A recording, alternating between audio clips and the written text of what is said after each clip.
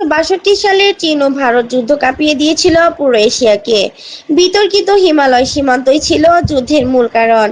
1959 সালে তিব্বত বিদ্রোহের পর ভারত যখন দালাই লামাকে আশ্রয় দিয়েছিল, তখন দুদেশের মধ্যে বেশ কয়েক দফা সীমান্ত সংঘর্ষ ঘটে।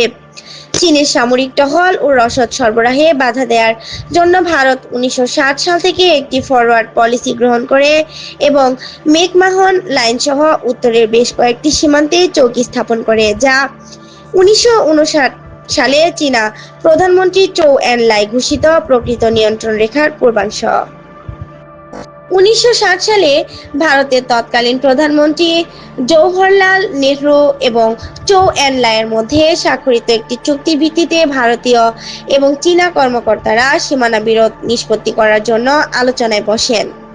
1960 সাল থেকে 1962 সাল পর্যন্ত ভারত চীনের প্রস্তাবিত কূটনৈতিক বন্দোবস্ত লাগাতারভাবে প্রত্যাখ্যান করার পর চীন ক্রমেই কঠোর হতে শুরু করে এবং 1962 সালে 30 এপ্রিল থেকে ভারত লাদাখে পূর্বে নিষিদ্ধ ঘোষিত ফরওয়ার্ড টহল পুনরায় শুরু করে।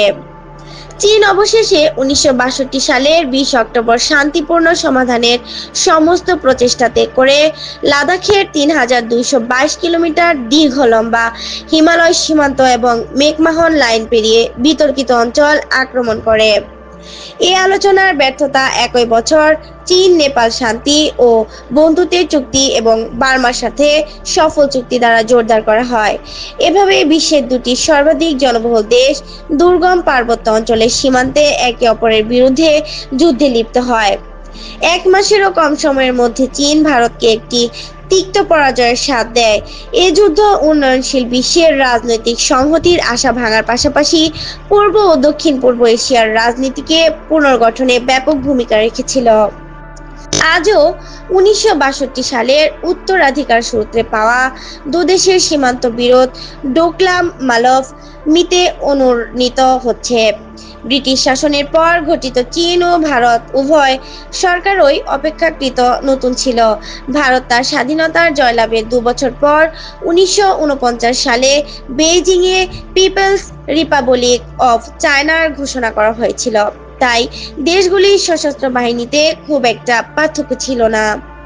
ভারতীয় সেনাবাহিনী ভারতের ব্রিটিশ সাম্রাজ্যের ঐতিহ্যের আলোকে শক্তিশালীভাবে গড়ে তোলা হয়েছিল। উত্তর আফ্রিকা ও বার্মা সহ দ্বিতীয় বিশ্বযুদ্ধের বেশ কয়েকটি ক্ষেত্রে বড় বড় ভারতীয় বাহিনী লড়াই করেছে। এরাই পরবর্তীতে ভারতীয় সশস্ত্র বাহিনীর ভিত্তি গঠন করে। স্বাধীনতা পরবর্তী ভারতীয় সশস্ত্র বাহিনী প্রথম দিকে বেশিরভাগ পশ্চিমা যুদ্ধাস্ত্র দিয়ে পরিচালিত হতো। ভারতীয় সশস্ত্র বাহিনীর 1947 সালে প্রথম কাশ্মীর যুদ্ধে পাকিস্তানি সেনাবাহিনীর বিরুদ্ধে লড়াই করে। অন্যদিকে চীনের পিপলস লিবারেশন আর্মি পিএলএ চীনা কমিউনিস্ট পার্টির সিসিপি একটি সামরিক বিভাগ হিসেবে আত্মপ্রকাশ করে, যা দেশটির শহরে ও গ্রামীণ উভয় শিকড়ে গেঁথে বসা একটি বিপ্লব সৃষ্টিকারী সংগঠন। গঠিত হওয়ার পর পিএলএ প্রায় 20 বছর নিরবিচ্ছিন্নভাবে বড় বড় লড়াইয়ের অভিজ্ঞতা অর্জন করে। পিএলএ প্রথমে চিয়াং কাই শেকের জাতীয়তাবাদী সেনাবাহিনীর বিরুদ্ধে, এরপর ইম্পেরিয়াল জাপানিজ আর্মির বিরুদ্ধে এবং তারপর কোরিয়ায় আমেরিকান নেতৃত্বাধীন জাতিসংঘ জোটের বিরুদ্ধে যুদ্ধ করে। নাহিদা, কথা টিভি 71, ঢাকা।